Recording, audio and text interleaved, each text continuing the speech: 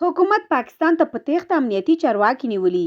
د ولسمشر لومړی مرستیال امرالله صالح وایي یو شمېر هغه افغان نظامي چارواکي لاس تړلي نیولي دي چې د طالبانو سره لاره یوه کړې او ورته تسلیم شول.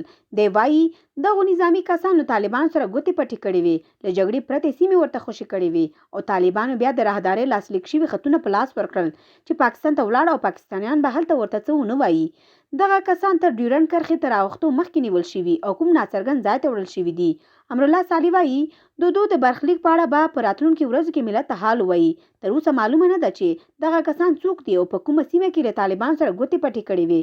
له بلې خوا سرچینې وایي افغان حکومت تر نامعلومې نیټې پاکستان ته د افغان سیاسیونو پر تګ مطلق بندیز ولګاوه. سرخط ورځپاڼې ته پر کې سرچینو ویلي چې دغه پریکړه ولسمشر غني تاشکند ته تر روانېدو مخکې کړې او سر له ننه څوک نشي کولی پاکستان ته ولاړ شي.